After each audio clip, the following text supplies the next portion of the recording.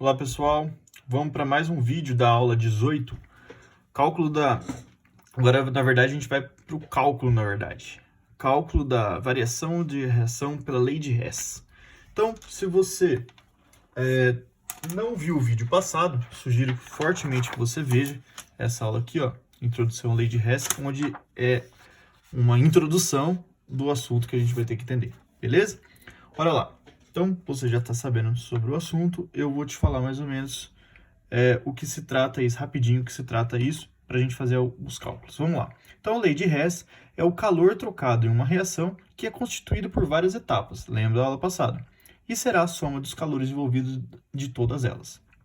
Exemplo, eu tenho uma reação 1, uma 2 e uma 3. Eu tenho cada uma um ΔH, e eu vou somar todas elas e eu vou ter um ΔH total. Essa daqui, ΔH total, vai ser a variação de entalpia de uma reação global, ou seja, aquela que engloba todas essas etapas. Beleza?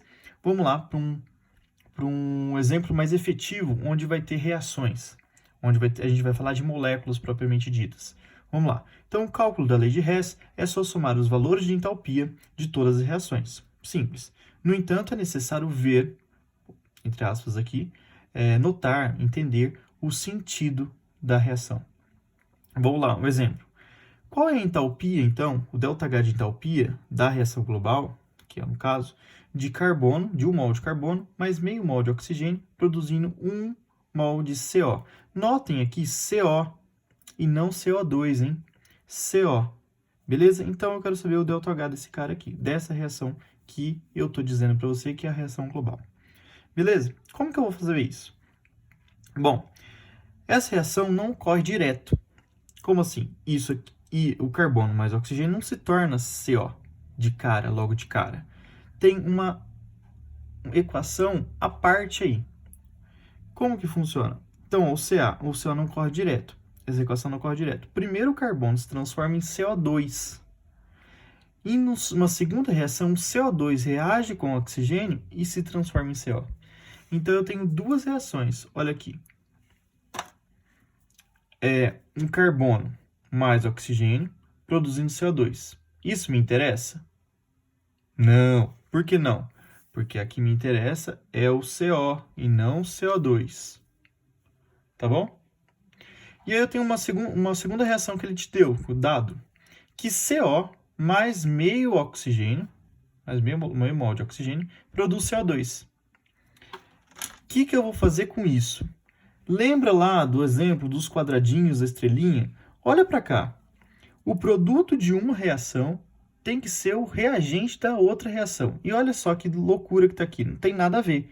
Carbono mais oxigênio dá CO2. Tá. Cadê o CO2 aqui? Está lá na parte dos produtos. E não na parte dos reagentes que eu precisava. Então, carbono. Carbono é o reagente da primeira equação. Olha lá. Qual que é a reação que eu busco? Eu busco essa reação aqui global. Ó. Carbono mais oxigênio mais CO2. CO. Então, o carbono, eu tenho que começar com esse reagente aqui. E eu tenho que finalizar com esse produto aqui. Quais são as duas reações que eu tenho? Carbono começando com carbono reagente. Então, beleza. Isso daqui tá tudo certo até então? Tá. Isso aqui porque o carbono lá começava com esse aqui, ó. Começava com esse carbono, então aqui tá começando o carbono. Tem oxigênio? Tem oxigênio. Beleza. Aqui, não se preocupa agora com esse coeficiente estequiométrico. Segue o barco. Produz CO2. Mas o reagente, tá certo? Tá. Então, deixa ela quieta. Essa reação não vai ter que inverter. Olha para a reação 2. CO mais meio mol de oxigênio produz CO2. Não tem alguma coisa esquisita aqui? Eu não preciso disso aqui.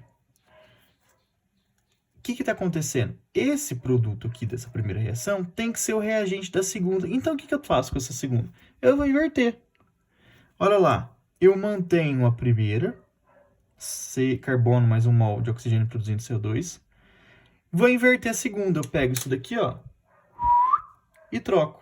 Então, onde era carbono, onde era CO2, eu vou colocar na parte dos reagentes. Os reagentes viram produto. Olha lá. Aqui era produto, virou reagente na segunda. Quem era reagente? CO mais meio de oxigênio. CO mais meio de oxigênio. Agora sim, olha o que está acontecendo. Carbono aqui, que é o começo. Ó, carbono que é o começo desse aqui. Mais oxigênio. Produz um produto intermediário, que eu não me favorece quem que é, o caso CO2. Não tenho que saber quem que é ele. Esse produto, ele vai ser o reagente da segunda reação. Então, o que eu produzi aqui, ele vai ser consumido aqui. E ele produz o quê? Exatamente o que eu quero, o CO mais meio de oxigênio. Só que aí, olha para cá. Olha que interessante. Aqui eu preciso de 1 mol de oxigênio. E lá no finalmente, lá na hora que na segunda reação, o que eu solto? Meio de oxigênio. Então, lembra que eu tinha que saber a global? Ou seja, eu tenho que fazer a somatória de tudo isso aqui? Então, eu vou fazer o seguinte, ó. O que dá para cortar aqui? Eu vejo antes da seta e depois da seta. Aqui, ó. CO2 de um lado e CO2 do outro. Eu posso cortar esse CO2.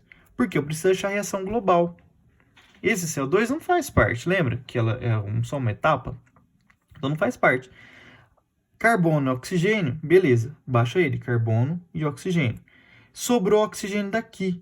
Então, olha só para essa reação como ficaria. Carbono mais oxigênio, produz e forma oxigênio de novo? Não, né?